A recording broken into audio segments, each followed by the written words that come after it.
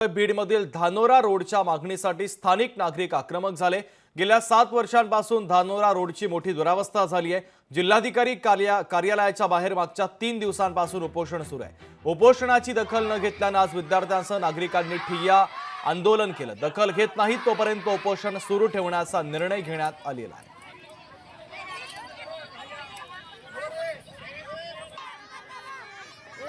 पण धानोरा रोडच्या रस्त्याच्या कामासाठी आलेलो आहोत आणि येथे जिल्हाधिकारी कार्यालयासमोर 3 दिवसापासून सामाजिक कार्यकर्ते उपोषणाला बसलेले आहेत। धानोरा रोडची अवस्था फारच खराब आहे, त्यामुळे धानोरा रोडचं काम लवकरात लवकर सुरू करावे। एखाद्या माणसाला जर हार्ट अटॅक आला तर तो दवाखान्यामध्ये जाऊ शकत नाही। एखाद्या बाईची डिलिव्हरी व्हायची असेल तर मध्येच डिलिव्हरी व्हायची वेळ येते पुष्कळ वेळा।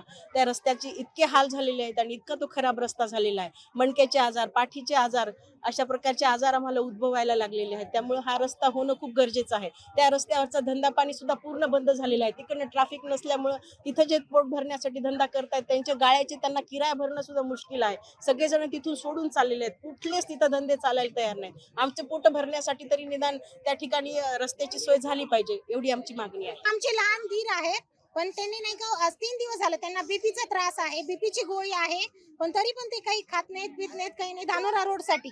मग ते रोडासाठी नाही का काहीतरी नाही का कलेक्टरने नाही का डिसिजन घ्यायला पाहिजे। त्याच्याशिवाय आम्ही इथून जाणार नाही, नाहीतर लेकरं बाळांशिवाय आम्ही सगळे घरादाराचे सगळे रोडचे कडेकोट रोड बंद करून आम्ही उपोषण करू सगळे। लोकशाही मराठी ऐका, पहा, जागरूक रहा।